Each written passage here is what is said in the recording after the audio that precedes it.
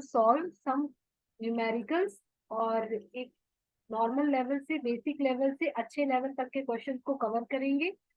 आपने थ्योरी अगर पढ़ी है तभी ये क्वेश्चन खुद से करिएगा। एक बार थ्योरी पढ़कर इन क्वेश्चंस को खुद से करना बहुत जरूरी है, ठीक है। और जब नहीं आता है तो आप वीडियो पॉज करके हेल्प ले सकते हैं, बट खुद से ही एक बार हर एक क्वेश्चन को 2 बार, 1 बार, 2 बार, 3 बार ट्राई जरूर करिए, जो भी आपने थ्योरी पढ़ी है उसके अकॉर्डिंग, ठीक है। तो फर्स्ट क्वेश्चन है आपका। First question is the mass of cyclist together, मतलब जो मास है साइकिल चलाने वाले का और साइकिल का, उन दोनों का mass with the bike is 90 kg है। दोनों का मास मिला के कितना है? जो बाइक चलाने वाला है और बाइक, उन दोनों का मास जो है वो 90 kg है। Calculate the increase in kinetic energy if the speed increases from 6 kilometre to 12 kilometre per hour. तो 6 किलोमीटर पर आवर से 12 किलोमीटर पर आवर की स्पीड से ये क्या हो रहा है? इंक्रीज हो रहा है। और अगर ये इंक्रीज हो रहा है इस तरह से, तो सबसे पहले तो हम काइनेटिक एनर्जी में वेलोसिटी की जो डिफरेंस है ना, चेंज इन काइनेटिक एनर्जी, उसको हम बाद में निकालेंगे। पहले हम देखेंगे कि इसको हम मीटर पर सेकंड में बनाएं, ठीक है। तो जब इसको मीटर पर सेकंड में बनाएंगे तो 6 kilometre, suppose this is your initial velocity, तो 6 kilometre per hour change in metre per second multiply by 5/18, so it will be 5/3 metre per second. और फाइनल वेलोसिटी क्या है? 12 किलोमीटर पर आवर, तो it will be 12 into 5/18 is equal to 6 से मैं 6 to 12, 6 से 18, 10/3 metre per second. तो initial और final velocity आ गया। अब सीधा सीधा चेंज इन काइनेटिक एनर्जी क्या होता है? Kinetic energy final minus kinetic energy initial, तो हाफ एम कॉमन निकल आएगा, v final square minus v initial square. Kinetic energy 1/2 mv square होता है ना, हाफ mv स्क्वायर। अब इसे हम बस कैलकुलेट कर देंगे, आप अपने अकॉर्डिंग कैलकुलेशन करिए। It will v final 5/3 10/3, okay. 10/3 का जब स्क्वायर करेंगे तो 100/9 और इनिशियल 25/9। तो change in kinetic energy, change in kinetic energy is equal to 1/2m75/9, ठीक है। और 3 3 9, 3 2 6, 3 5 15, so will change in kinetic energy is equal to half, अच्छा मास कितना है? 90 इंटू 25/3, 3 3 और ये हो गया 15, और इसे आप मल्टीप्लाई करेंगे 375 joule. This is your change in kinetic energy. तो सीधा सीधा बेसिक सा क्वेश्चन है कि आपको काइनेटिक एनर्जी में कितना इंक्रीजमेंट हुआ ये आपको निकालनी है, जबकि उनके स्पीड का डिफरेंसेस स्पीड दी हुई है, इनिशियल वेलोसिटी दी हुई है, फाइनल वेलोसिटी दी है। तो इनिशियल स्पीड और फाइनल स्पीड से हमने क्या लिया? Change in kinetic energy calculate कर ली, उसको मीटर पर सेकेंड में चेंज करने के बाद, ठीक है। इस तरह से आपको ये चीजें कैलकुलेट करनी है। अब हम आते हैं सेकंड क्वेश्चन पे। The second question is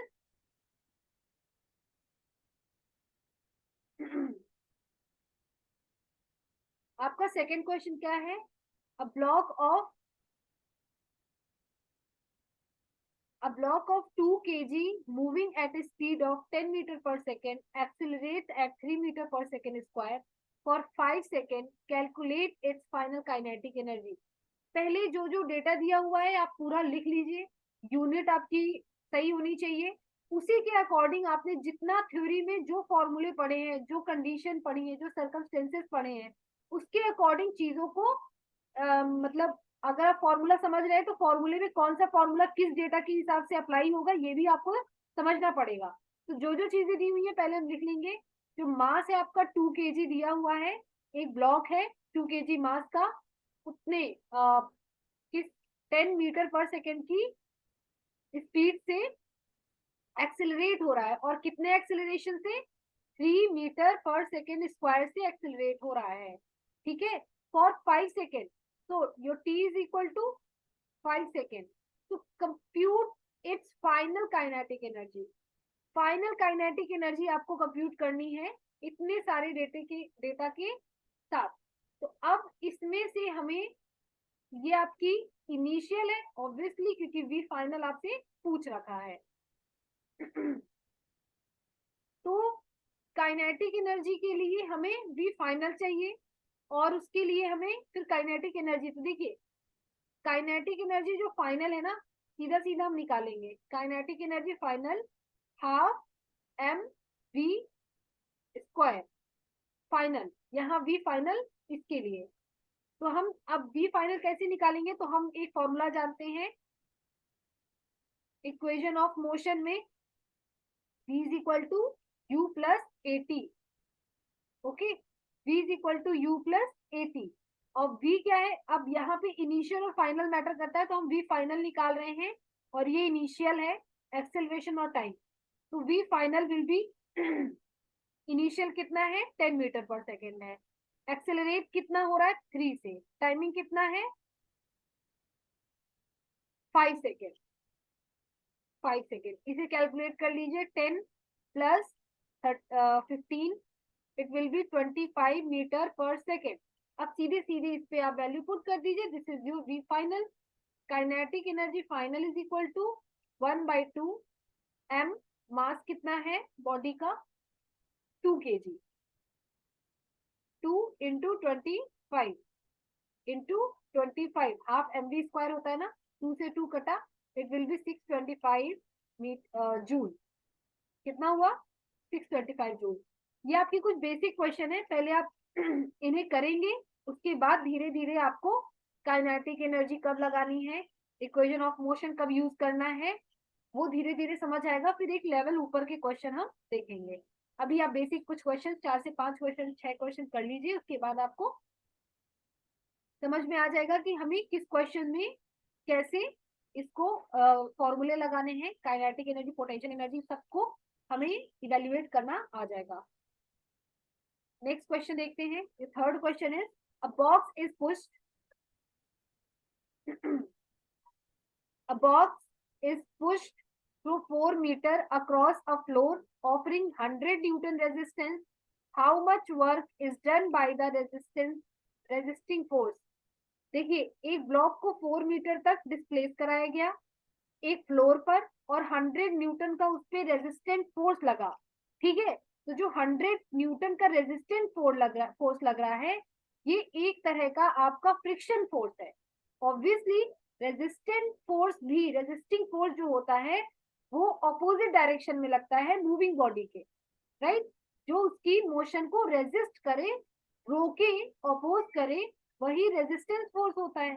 तो अगर किसी फ्लोर को पर आप किसी ब्लॉक को 4 मीटर तक डिस्प्लेस करते हो, राइट, तो इस पर ऑपोजिट रेजिस्टेंस फोर्स लग रहा है, जो कि कितना है 100 न्यूटन का है, और ये है आपका फ्रिक्शन।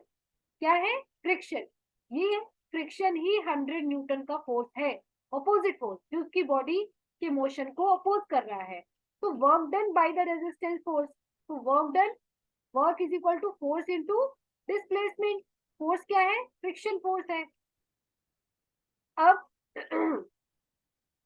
फोर्स फोर्स दिया हुआ है आपका 100 न्यूटन, डिस्प्लेसमेंट 4 मीटर की दी हुई है, और इसके बीच में कितना फोर्स इनटू डिस्प्लेसमेंट, इधर आपका डिस्प्लेसमेंट इधर हो रहा है, डिस्प्लेसमेंट इधर हो रहा है, और फ्रिक्शन फोर्स इधर लग रहा है, राइट।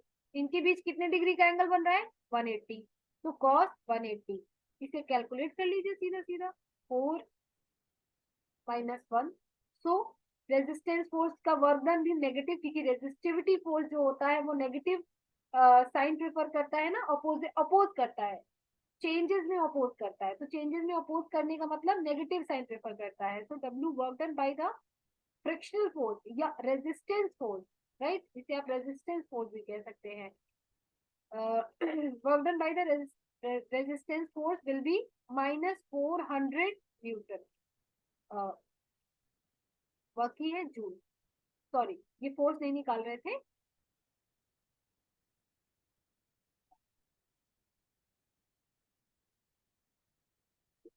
4 मीटर दिया हुआ है,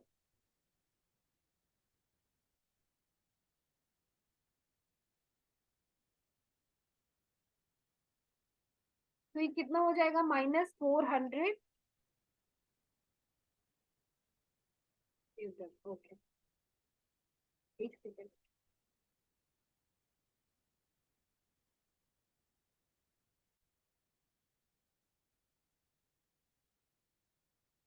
400 जूल, ये आ गया आपका work done by the friction force, work done by the resisting force. तो सिंपल सा क्वेश्चन था, आंसर आ गया है, इसे मैं इरेज कर रही हूँ। अब आते हैं नेक्स्ट क्वेश्चन पे। नेक्स्ट क्वेश्चन क्या है, a block of mass 5 kg slide down and incline of, अच्छा इंक्लाइनेशन एंगल दिया हुआ है, 5 kg का ब्लॉक है, इंक्लाइन एंगल पे है, और इंक्लाइन एंगल थोड़ा 30 डिग्री है, हालांकि थोड़ा ज्यादा हो गया।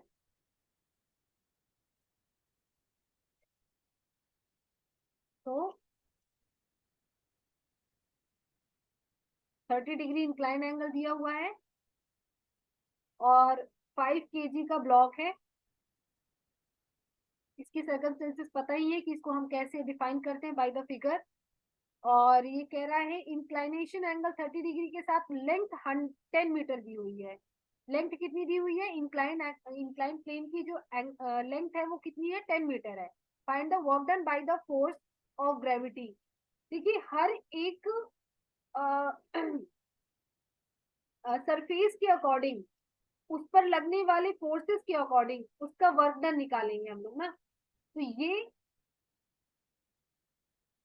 इसलिए इसमें आपको हर तरह के फोर्स को निकालने की एक कंडीशन पता चल जाएगी कि कहाँ पे हमें कैसे फोर्स का वर्क डन निकालना है, किस टाइप का फोर्स यूज हो रहा है, और वर्क डन में क्या क्या चेंजेस आते हैं। तो अब हमारा जो बॉक्स है, ब्लॉक है, वो कहाँ है, इंक्लाइन एंगल पे है, और इंक्लाइन प्लेन की लेंथ दी हुई है 10 मीटर। This is your 10 metre, right. अब हमें इसके अकॉर्डिंग सारी चीजें पता है, अपना वेट डाउनवर्ड एक्सर्ट करेगा। अभी इतना ही हम लोग देखते हैं, हमें इतने की जरूरत है, उसके अकॉर्डिंग हम चीजों को इसमें सबके कंपोनेंट बनाएंगे जितनी हमें जरूरत होगी। 30 डिग्री, तो एम जी, अब एम तो दिया ही हुआ है आपका, सीधे सीधे लिखते हैं, ये 5G होगा, तो 5G cos 30, और ये होगा 5G sin 30। 10 मीटर लेंथ दी हुई है, ठीक है।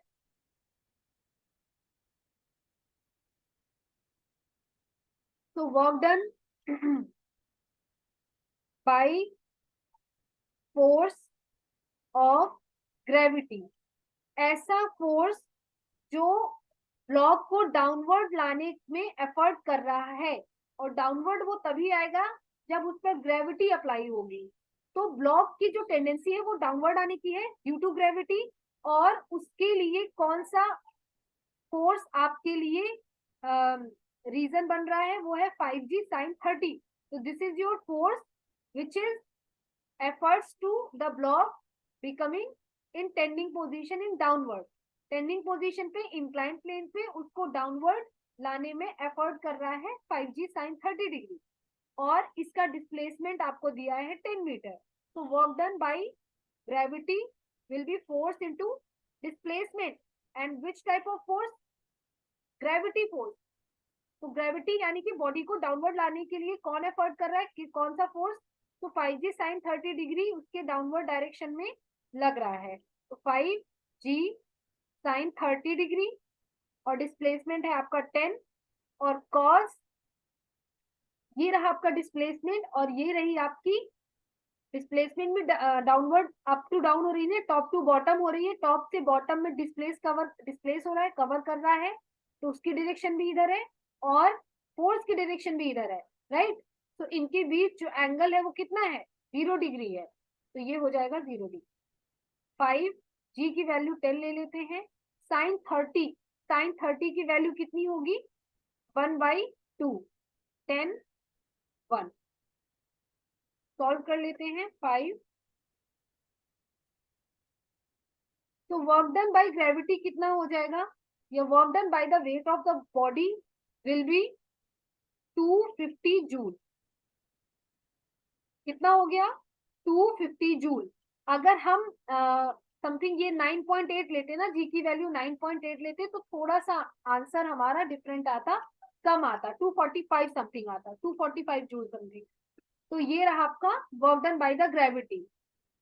ब्लॉक को इंक्लाइन प्लेन में डाउनवर्ड लाने का एफर्ट कौन कर रहा है, 5g sin 30, that's why we will take in a place of force 5g sin 30 degree। Okay, erase इसको कर रहे हैं, फिर नेक्स्ट क्वेश्चन पढ़ते हैं।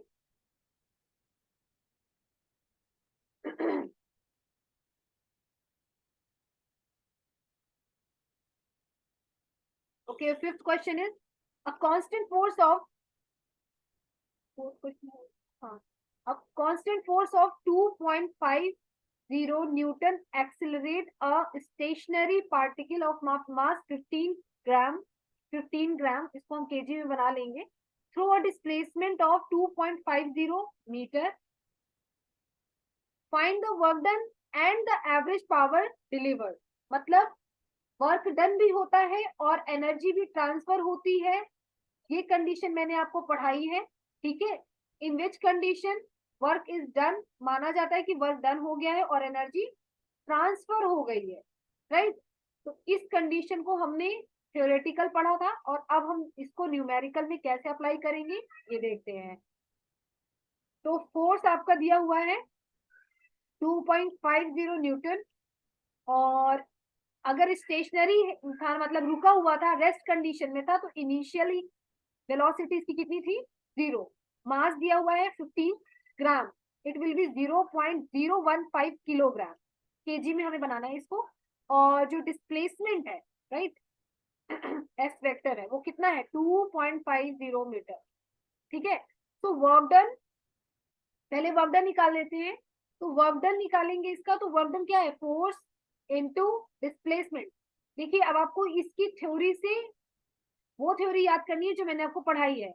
ऐसी कौन सी हमने वो पढ़ी है डेफिनेशन जहां पे वर्क डन होता है और एनर्जी ट्रांसफर होती है, हमने ये पढ़ा है पावर की डेफिनेशन में, जो हमें इनपुट और आउटपुट पे डिपेंड होता है। जितनी एनर्जी हम देते हैं वो कुछ फ्रिक्शनल इफेक्ट्स और कुछ डिसिपेटिव फोर्सेस की वजह से उतनी एनर्जी हमें नहीं, उतनी एनर्जी का हमें आउटपुट नहीं मिलता, लेकिन हमें इनपुट से आउटपुट कितना मिलता है, ये हमारा पावर डिफाइन करता है, work done with time T. तो वर्क डन निकालते हैं फोर्स इनटू डिस्प्लेसमेंट, और फोर्स और डिस्प्लेसमेंट के बीच में जो एंगल है उसे भी देखते हैं। तो फोर्स कितना है, 2.50 न्यूटन, यहाँ रखते हैं,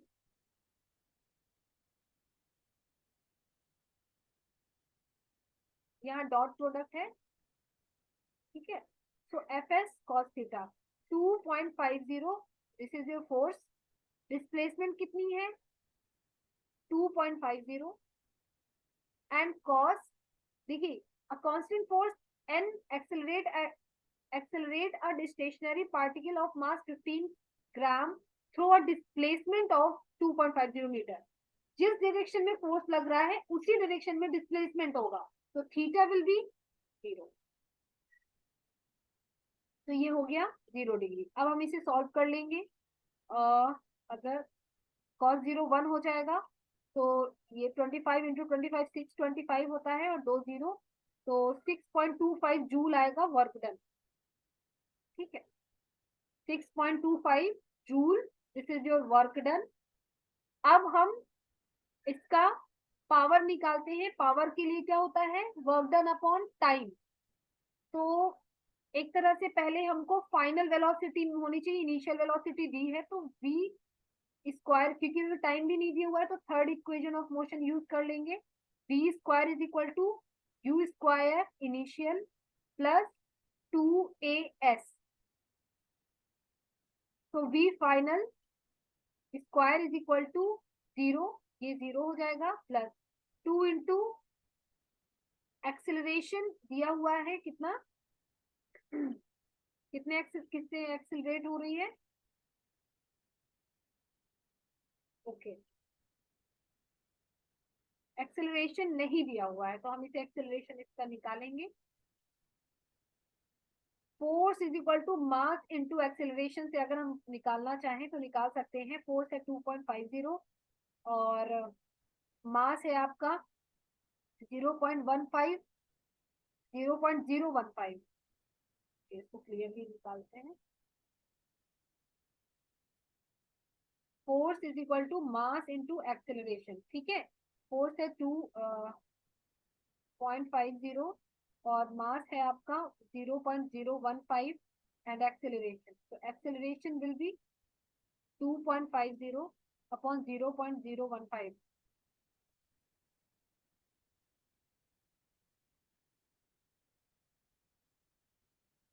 5 15, 5 5 25, 500 upon 3 meter per second square. This is your acceleration. Now we will put the acceleration value in this equation.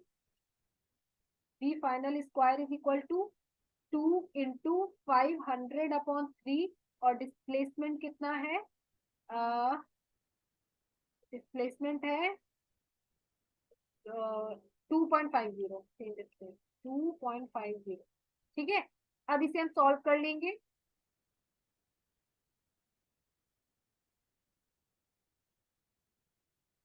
v square है ना, अंडर रूट लगा देंगे, 2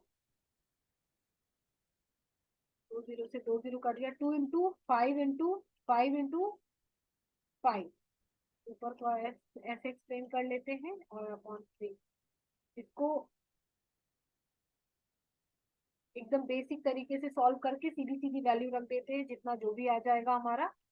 तो ये आपका कितना आ जाएगा, 5 under root 10 upon 3।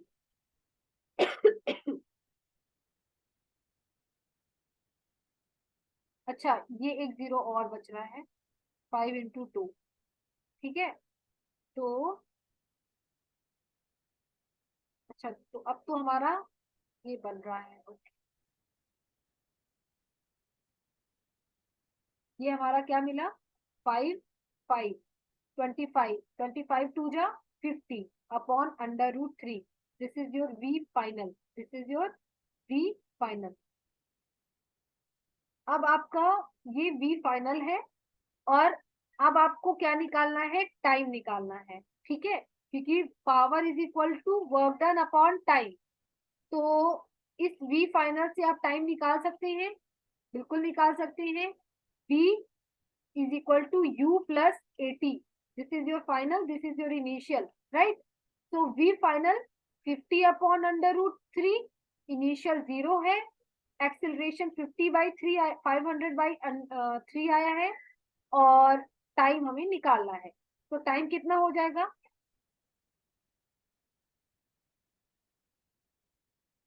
Under root 3। तो time under root 3 by 10 second. अभी इसको और एक्सप्लेन कर सकते हैं, अंडर रूट 3 की वैल्यू 1.73 रखें, बट ठीक है अभी कोई जरूरत नहीं है। अब हम पावर निकालते हैं, तो वर्क डन बाई टी। तो पावर वर्क डन कितना था, 6.25। टाइम था आपका अंडर रूट 3 और 10 ऊपर ट्रांसफर हो गया, 6.25 और 1.73 ले लेते हैं इंटू 10, पॉइंट से पॉइंट कैंसिल, 6250 अपॉन 173।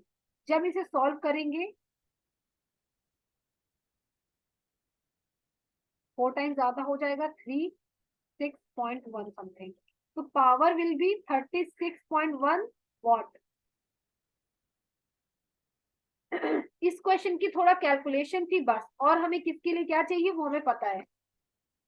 फोर्स दिया है, वेलोसिटी दी हुई है, और इनिशियल वेलोसिटी, मास, और मास को केजी में चेंज किया, डिस्प्लेसमेंट, वर्क डन निकाला, क्योंकि पावर के लिए क्या चाहिए होता है, वर्क डन और transferred energy with time T. तो वर्क डन क्या है आपका, फोर्स इनटू डिस्प्लेसमेंट, और फोर्स और डिस्प्लेसमेंट जो लग रहे हैं डाउनवर्ड डायरेक्शन में डिस्प्लेसमेंट हो रहा है, डाउनवर्ड डायरेक्शन में जो फोर्स लग रहा है उसके अकॉर्डिंग इनके बीच का एंगल 0 डिग्री है, so work done will be 6.25 joule. And from the third equation of motion, v final square is equal to initial का वेलोसिटी का स्क्वायर प्लस 2as, और हमने वैल्यू पुट कर दी, v फाइनल निकाल लिया, यहाँ से एक्सेलरेशन निकाल के इस पे पुट कर दिया, v फाइनल आ गया। अब उसके बाद v is equal to u plus a t equation से टाइम निकाला, और power w upon t, work done by the force in time t। हमने क्या लिया, w by t, work done हमने निकाल लिया, t रख दिया, √3 की वैल्यू 1.73 रख दी, और उसके बाद इसे कैलकुलेट कर लिया, और इसको power is equal to 36.1 watt, watt is the unit of power. इस तरह से इसे हमने कैलकुलेट किया, ठीक है।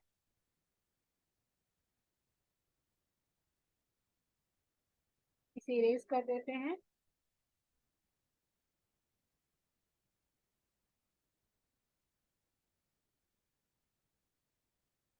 अब नेक्स्ट क्वेश्चन पढ़ते हैं।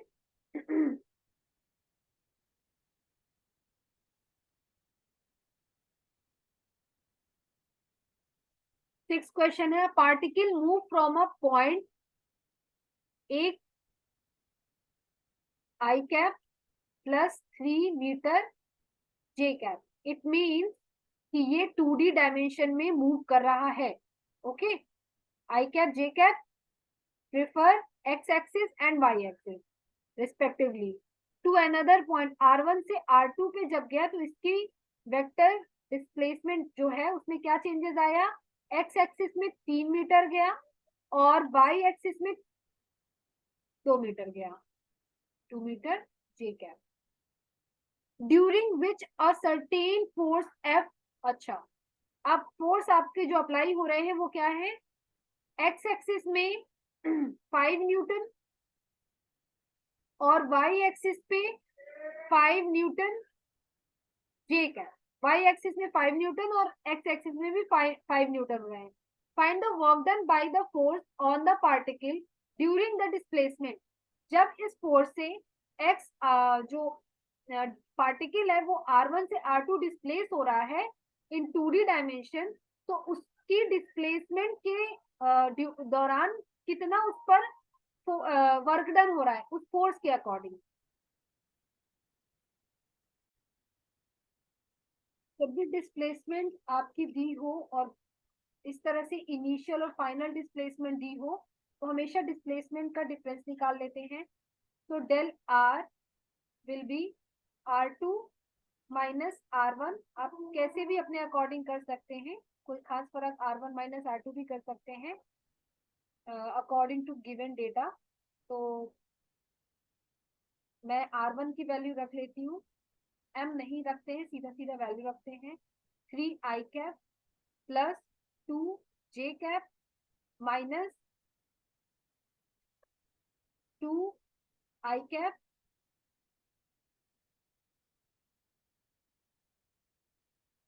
और 2i cap and plus 3j cap.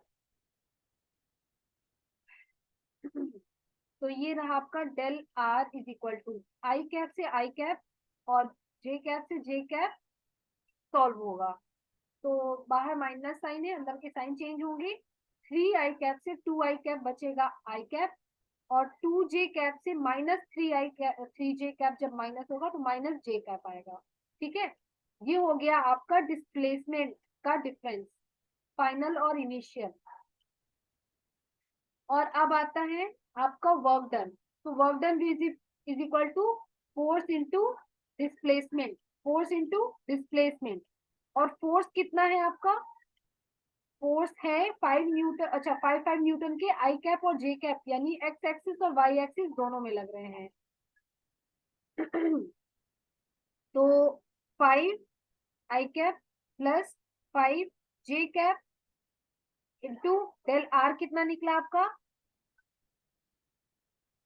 I cap minus j cap. ये आपके फोर्सेस हैं और इन फोर्सेस के अकॉर्डिंग, ये क्या है आपके फोर्सेस हैं और इन्हीं फोर्सेस के अकॉर्डिंग क्या है, आपको इस फोर्स इंटू डिस्प्लेसमेंट में निकालना है वर्क डन, इसी फोर्स के अकॉर्डिंग। अब आते हैं एंगल की बात, कॉस 0 डिग्री। क्यों? क्योंकि जो पार्टिकल मूव कर रहा है एक पॉइंट से दूसरे पॉइंट पे, उसी इसके अकॉर्डिंग एक्स एक्सिस से वाई एक्सिस में क्या लग रहा है, फोर्स लग रहा है। तो जिस डायरेक्शन में डिस्प्लेसमेंट हो रहा है उसी डायरेक्शन में फोर्स लग रहा है, तो थीटा क्या है, 0 डिग्री है। अब एक चीज और, जो आई डॉट आई होता है ना, इसका मतलब होता है कि जिस डायरेक्शन में डिस्प्लेसमेंट है उसी डायरेक्शन में फोर्स है। इस कंडीशन में थीटा 0 होता है और डॉट प्रोडक्ट में कॉस 0 आता है, जिसकी वजह से आई डॉट आई क्या हो जाएगा आपका, मैग्नीट्यूड 1 के बराबर देता है। ठीक है, और आई कैप डॉट जे कैप अगर आपका अलग हो गया तो एक्स और वाई एक्सिस क्या होते हैं, एक दूसरे से परपेंडिकुलर होते हैं। तो एक्स एक्सिस और वाई एक्सिस के बीच में 90 डिग्री बनता है और कॉस 90 विल बी 0। इस तरह से जब क्रॉस प्रोडक्ट होता है तो ये जो क्रॉस प्रोडक्ट है ये 0 हो जाता है। क्यों? क्योंकि सेम सेम जो है वो क्या है आपके 90 डिग्री पे, यहाँ पे क्या आता है, साइन आता है, साइन थीटा आता है। तो साइन 90 आपका साइन 0 0 होता है। तो इस तरह से कि साइन 0 आएगा क्रॉस प्रोडक्ट में, तो इसका आंसर 0 होता है। इसलिए सेम सेम आई कैप आई जे कैप जे, इनका क्रॉस प्रोडक्ट करते हैं के कैप के, इनका हम क्रॉस प्रोडक्ट करते हैं तो वो 0 आता है। क्यों? क्योंकि 0 डिग्री देते हैं और साइन 0 0 होता है। तो वेक्टर फॉर्मूले, वेक्टर चैप्टर में ये चीज आपको अच्छे से पढ़ने को मिलेगी। ठीक है, यहाँ पे थीटा 0 है। अब आई कैप से सॉल्व होगा और जे कैप से सॉल्व होगा इस तरह से, क्योंकि आई कैप जब जे से सॉल्व होगा तो वो 0 दे देगा आपका। तो 5 × 1 5 और आई डॉट आई क्या हो गया, आई कैप डॉट आई कैप 1 आ गया, जे कैप डॉट जे कैप 1 आ गया। तो 5 - 5 ओ 0 जूल वर्क डन होगा। कितना? 0 जूल वर्क डन होगा। अब ऐसा क्यों? तो देख लेते हैं कि जब वो पहली डिस्प्लेसमेंट कवर करता है तो एक्स एक्सिस में 2 मीटर जाता है, 2 मीटर जाता है और वाई एक्सिस में 3 मीटर जाता है। फिर जब वो R2 पे पहुंचता है तो उसने एक्स एक्सिस पे 3 मीटर की डिस्प्लेसमेंट कवर की है और वाई एक्सिस पे 2 मीटर की डिस्प्लेसमेंट कवर की है।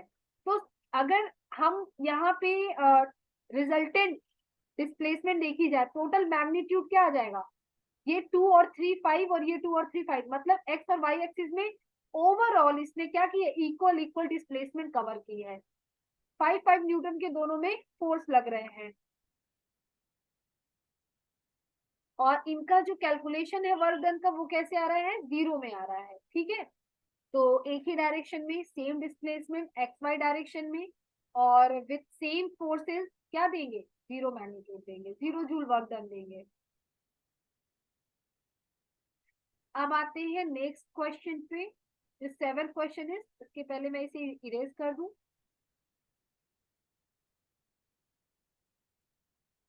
थ्योरी करके आप क्वेश्चंस करेंगे तो आपको बहुत अच्छे समझ में आ जाएगा। अभी हम लोग सिर्फ बेसिक क्वेश्चन कर रहे हैं और फिर एक अच्छे लेवल के क्वेश्चन भी होंगे, लेकिन बेसिक क्वेश्चन से ही हमको अच्छे लेवल की क्वेश्चन करने की आदत पड़ेगी।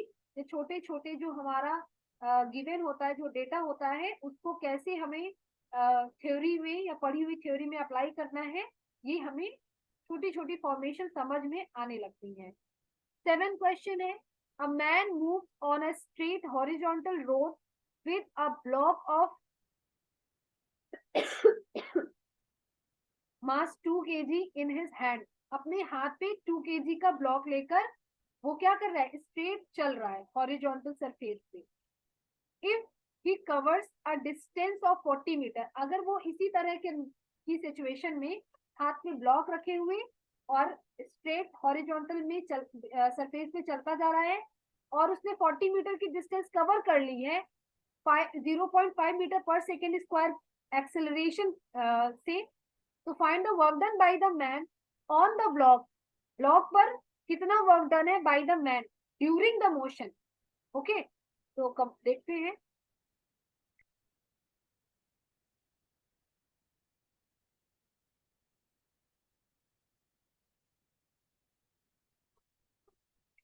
ये ब्लॉक है और ये ब्लॉक आपका कितना है 2 kg का है, ठीक है, 2 kg का ब्लॉक है और ये हॉरिजॉन्टल सरफेस पे चल रहा है।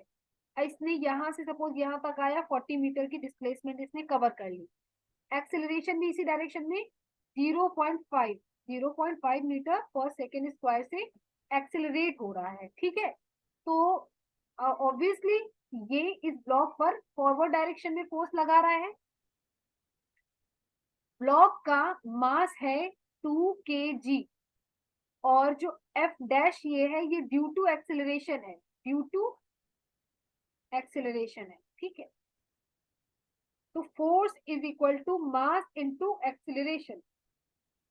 हमें इस ब्लॉक का जो ड्यू टू एक्सेलरेशन है इस ब्लॉक का फोर्स चाहिए। पहली बात तो मास दिया हुआ है 2, ब्लॉक का ही हम निकाल रहे हैं, ठीक है, क्योंकि दोनों